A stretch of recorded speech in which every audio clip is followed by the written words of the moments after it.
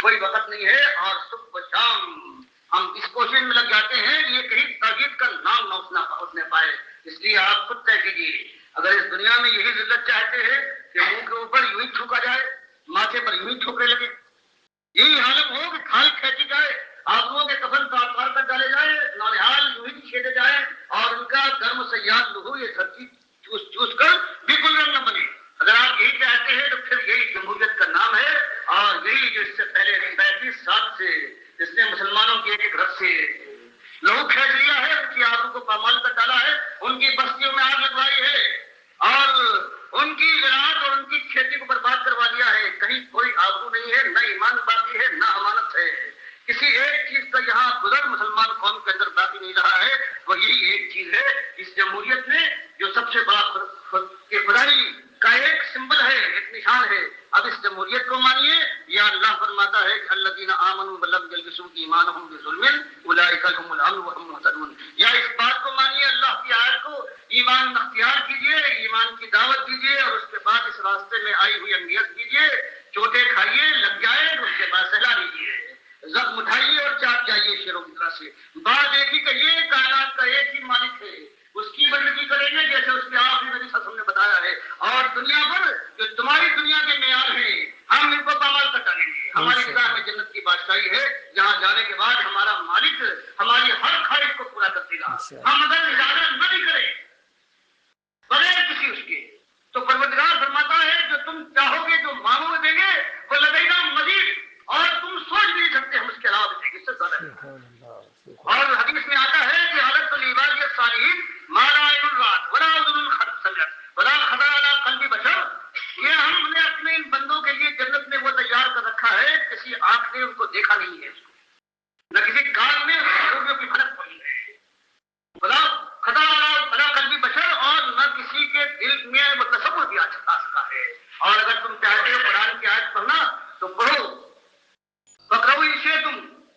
ما لا تعلم نفس ما اخفي لهم من قرة اعين جزاء بما كانوا يعملون، کہ جو ہم نے اپنے مومن بندوں کے لیے تیار کر رکھا ہے ان کے عمل کے بدلے میں، تو وہ آپ کی ٹھنڈک کے سلسلے میں کسی کو کچھ ہو سکتی ہے۔ اللہ تعالیٰ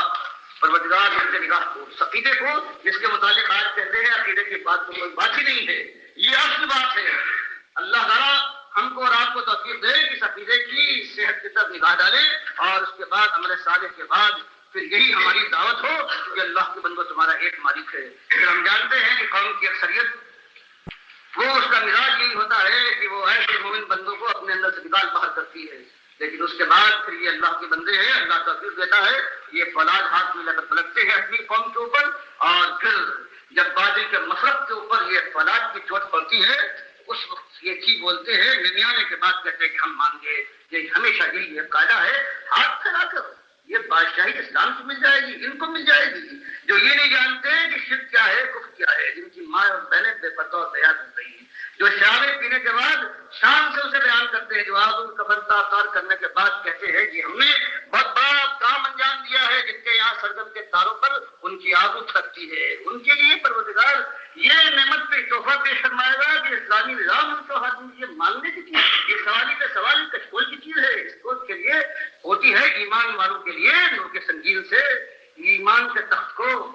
حاصل کرنا پڑتا ہے، اس کے تاج کو اٹھا کر اپنے سر پہ جمانا پڑتا ہے اسلام کے چہرے کے اوپر۔ اللہ وہ توفیق دے، یہ ایک طریقہ ہے، اس کے علاوہ ساری چیزیں جو ہیں یہ ایسی بات ہے اسلام کے ساتھ کوئی خیر خائی نہیں بچے۔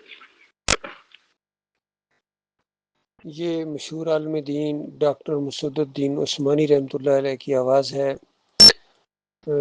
موحد عالم تھے، مجاہد عالم دین تھے، اور آرمی افسر بھی تھے۔ آج سے 45 سال پہلے یہ ان کا بیان ہے، اور کس انداز سے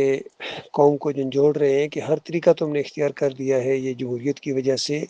کوئی خیر نہیں آئی ہے، اور جب تک ایمان خالص نہیں کرو گے، توحید کی بات نہیں کرو گے، اور نبی علیہ السلام کا طریقہ نہیں اپناؤ گے، تمہارے اندر کوئی خیر نہیں آ سکتی ہے، تمہارے مسائل بڑھتے چلے جائیں گے۔ اور دیکھیے آج 45 سال بعد بھی کس طرح قوم اور زیادہ دلدل کے اندر چلی گئی ہے، بالکل ان کا سارا نظام رک گیا ہے۔ یہ آواز میرے کانوں میں پڑی تھی آج سے 40 سال پہلے، دل و دماغ کے اندر اتر گئی، اور اس وقت سے میں یہ دعوت دے رہا ہوں، اور سب سے پہلے دعوت دی 7 پنجاب ریجمنٹ کے اندر، آرمی کے اندر میں افسر تھا، اور ایسا ریئیکشن ہوا ہے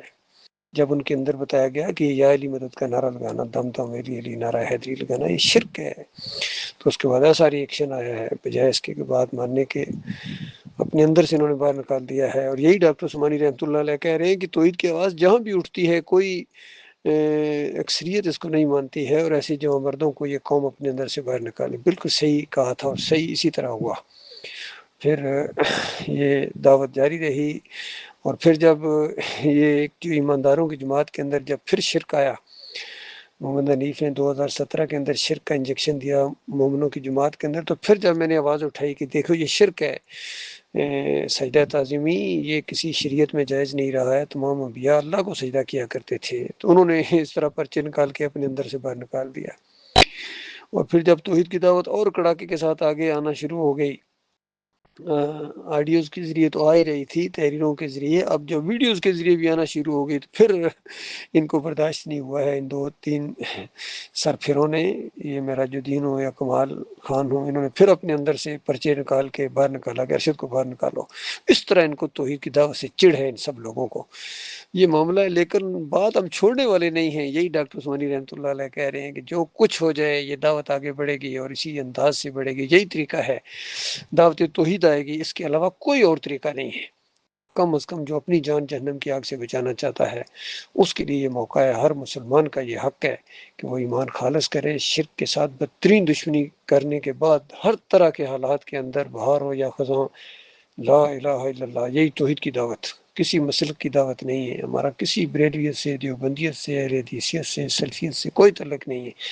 نہ ہی ہم ان سیاسی فریبکاروں کے ساتھ ہیں۔ ہمارا تعلق صرف اللہ کی کتاب سے اور نبی علیہ السلام کی سنت سے اور صحابہ کرام کے انداز سے ہے۔ انشاءاللہ خیر آئے گی، اسی طریقے سے آئے گی۔ اللہ تعالیٰ مخلص اور باصلاحیت لوگوں کو ہمارا ساتھی بنائے گا، اور جنہوں نے ایمان کی قدر نہیں کی ہے، پھر شرک کی طرف چلے گئے ہیں، یا توحید کی آواز ان کی کڑنا شروع ہو جاتے ہیں، ان کے پیٹوں میں مروڑ اٹھتے ہیں اور اٹھیں، لیکن وہ جس کی خاطر یہ سب کچھ کیا جا رہا ہے وہ تو خوش ہوتا ہے، اور اس نے یہی طریقہ بتایا ہے، یہی طریقہ انداز اختیار کیا ہے صحابہ اکرام نے۔ انشاءاللہ یہ دعوت اسی انداز سے پھر اٹھی ہمارے ملک سے، اور یہ رنگ لائے گی۔